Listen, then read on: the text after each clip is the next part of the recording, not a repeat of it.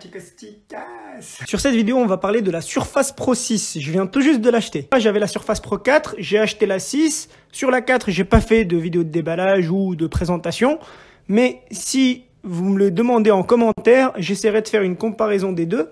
Et surtout, je vais vous faire une mini comparaison sur cette vidéo. Et on verra, selon vos commentaires et selon le nombre de vues, je pourrais aller plus en détail sur la Surface Pro 6 et pourquoi pas vous parler de la 4. Encore une fois, je ne suis pas le meilleur en déballage. Pour ça, je vous invite à aller voir 73 Steven. Lui, c'est l'un des meilleurs, je trouve, au niveau des déballages de produits. Et moi, ça sera plus pour vous expliquer un peu la configuration de base. Et après, s'il y a beaucoup de personnes qui le demandent en commentaire ou s'il y a beaucoup de vues, je pourrais faire une vidéo complémentaire pour vous répondre ce que vous allez me demander. Sur cette vidéo, donc, je vais vous expliquer ce qu'il y a dans la boîte quand on l'achète. On va aussi voir donc la configuration de base dès qu'on l'achète et pourquoi pas les petites caractéristiques, pourquoi j'ai acheté celui-là alors que j'avais la 6. Encore une fois, le produit est déjà pré-déballé pour aller un peu plus vite, hein. Donc le voici. Donc on a un plastique qui est fourni comme ça et donc l'autre plastique et le deuxième plastique donc qui est dessus. J'appelle ça l'emballage scellé, c'est-à-dire qu'il est neuf, jamais déballé, tout simplement. Voilà, donc après, on peut voir que sur ce côté-là, il y a écrit Microsoft Surface Pro.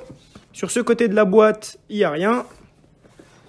Sur ce côté de la boîte, il n'y a rien aussi. Sur ce côté de la boîte, il n'y a rien aussi. On peut juste noter qu'il y a un petit trait là, gris.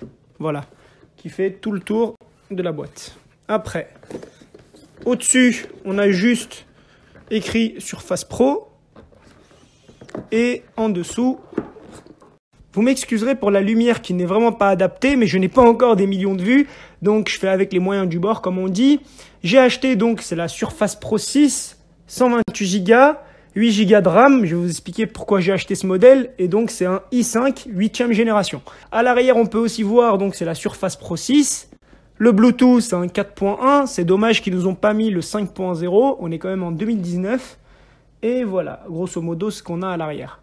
Si j'ai un conseil à vous donner, c'est que moi, personnellement, c'est très rare que j'achète un produit directement en magasin, que ce soit boulanger, Fnac ou encore directement chez Microsoft. Moi, ce que je fais généralement, c'est que je vais sur Le Bon Coin ou sinon, j'arrive à trouver des gens qui ont réussi à l'avoir neuf, jamais déballé. Je leur demande une attestation de vente avec leur carte d'identité. S'ils l'ont pas volé, vous inquiétez pas, ils vont vous le faire avec plaisir. Une attestation de vente, c'est très simple. Donc voilà, j'essaierai de faire des modèles bientôt si je vois que ça vous intéresse. Mais voilà, moi c'est comme ça que j'achète mes produits généralement.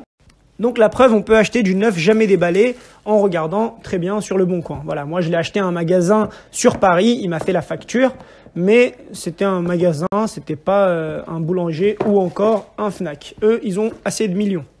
Voilà la bête. Donc là, on arrive face à la Surface Pro. Une fois qu'on l'achète, quand vous l'achetez surtout à un magasin comme j'ai acheté, il faut le démarrer pour voir si c'est bien une Surface Pro ou c'est une contrefaçon. Après, donc là, on a le plastique. Oui, je vous dis qu'il faut le démarrer tout simplement parce que il se peut que vous avez une Surface Pro contrefaçon. Voilà, moi je l'ai démarré à la vite fait là-bas et après je l'ai pas configuré parce que je connais déjà Surface Pro. Si c'est pas le cas, mettez-vous sur le côté, vraiment testez-le sur place, voilà. Là, on a le câble. Donc là, on a le câble d'alimentation. On appelle ça prise secteur. Non, ça c'est le câble d'alimentation du coup, pardon, et ça c'est la prise secteur.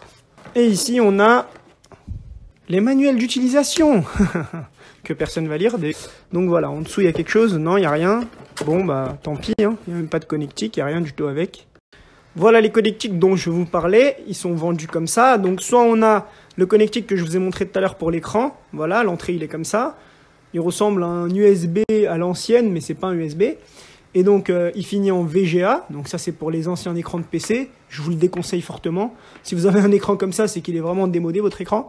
Ici, on a le câble Ethernet, mais par contre, le Ethernet, il nous le fait passer par USB. Comme quand on fait partage de connexion avec le téléphone. Du coup, on le fait passer par USB aussi. Voilà. On en a un autre aussi, pareil, avec HDMI, avec cette entrée-là. Mais là, je ne l'ai pas avec moi. Sinon, on peut aussi acheter un dock. Une fois qu'on a sorti la Surface Pro de la boîte, donc on a un petit film protecteur et dessus on a les significations. Donc on a un appareil photo frontal avec la reconnaissance faciale qui est pas du tout de aussi bonne qualité que iPhone, hein. Ici on a le micro, ici on a l'entrée, ils appellent ça télé, mais en fait C'est une entrée qui va vous permettre de brancher le HDMI ou encore le Ethernet avec un adaptateur. Ici, on a l'USB. C'est dommage qu'il n'y ait pas deux ports USB. Et ici, on a la prise de chargement. Ici, on a le bouton augmenter le volume et baisser le volume.